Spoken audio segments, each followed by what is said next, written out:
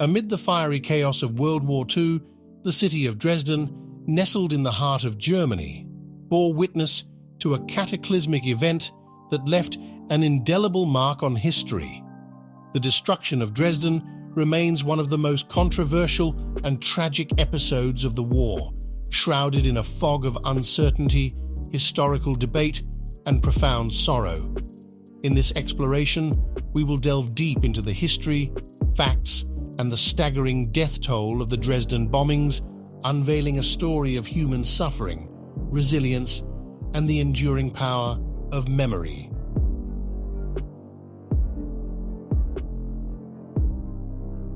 Dresden, a jewel on the Elbe. Before the bombs rained down on Dresden, it was a city renowned for its Baroque architecture, its picturesque location on the banks of the River Elbe, and a cultural heritage that spanned centuries. Known as the Florence of the Elbe, Dresden was a city teeming with history, museums, art, and breathtaking architecture. Its residents enjoyed a relatively tranquil existence despite the turmoil of the war that raged around them. A city on the brink of catastrophe. Until the attack, Dresden, Germany's seventh largest city with 600,000 inhabitants, had largely escaped the mass destruction inflicted on other urban centers. The United States Army Air Force had bombed it once in early October 1944 and again 3 months later. The second attack, targeting Dresden's marshalling yards, had killed scores of workers. Nonetheless, most of Dresden's anti-aircraft guns and the crews manning them were relocated elsewhere in the Reich. Although its historic center still stood intact, the city did not escape the impact of the ongoing collapse of the German war effort on the Eastern Front in January and February 1945. About 300,000 men, women, and children desperately fled to Dresden as the Red Army advanced into Silesia. These refugees packed the train stations, terrified of what lay ahead. The bombing campaign. The bombing campaign that culminated in the fiery inferno of Dresden began in earnest in the early hours of February 13, 1945. It was a coordinated effort by the British Royal Air Force, RAF, and the United States Army Air Forces, USAF, aimed at crippling the German war machine. The industrial and transportation hubs of the city, along with its cultural landmarks, became prime targets for the Allied forces. The firestorm. What ensued was the creation of a firestorm of unparalleled magnitude. Incendiary bombs, meant to ignite massive blazes, rained down on Dresden's cityscape. The combination of these bombs and the already depleted firefighting resources in the city transformed the night into an apocalyptic nightmare. Fierce winds swept through the streets, fanning the flames into an all-consuming conflagration, reaching temperatures of up to 1,500 degrees. The very air residents struggled to breathe turned into a searing hurricane of fire. Casualties and the death toll. The exact death toll of the Dresden bombings remains one of the most contentious aspects of the tragedy.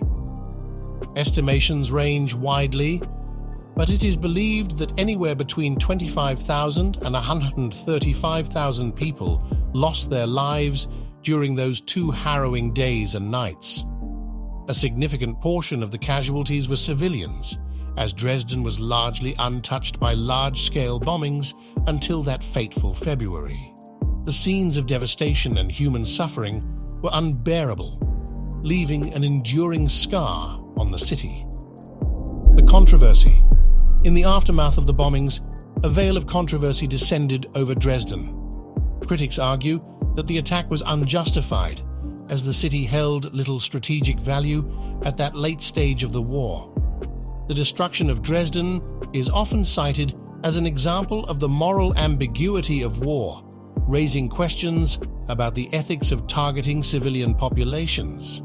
Supporters of the bombings argue that it was a necessary tactical move to weaken the German war effort. The city, they contend, was an important transportation hub for the German army and its destruction hindered the enemy's ability to move troops and supplies. Bombing of Dresden aftermath. The Allies claimed that by bombing Dresden, they were disrupting important lines of communication that would have hindered the Soviet offensive. This may be true, but there is no disputing that the British incendiary attack on the night of February 13th to February 14th was conducted also, if not primarily, for the purpose of terrorizing the German population and forcing an early surrender. It should be noted that Germany, unlike Japan later in the year, did not surrender until nearly the last possible moment, when its capital had fallen and Hitler was dead. The unforgettable night in Dresden. What happened then in Dresden, with its structures of brick, sandstone and dry wood, was apocalyptic. Bergander has left us this unforgettable statement. There was an indescribable roar in the air, the fire. The thundering fire reminded me of the biblical catastrophes that I had heard about in my education in the humanities. I was aghast. I can't describe seeing this city burn in any other way. The color had changed as well. It was no longer pinkish red. The fire had become a furious white and yellow, and the sky was just one massive mountain of cloud. City authorities usually could count on 1,000 firefighters, but the inferno was too much for them and for the relief that came from neighboring cities. Only 2.5 hours passed before the populace confronted a second wave of Lancasters. Post-war reconstruction. The resurrection of Dresden from the ashes was a remarkable testament to human resilience. The city's survivors and the East German government embarked on an ambitious project to rebuild the city, painstakingly restoring its historic landmarks and reconstructing the city's architectural heritage. Dresden slowly emerged from the shadows of its destruction, and today it stands as a testament to the indomitable spirit of its people, the legacy of Dresden.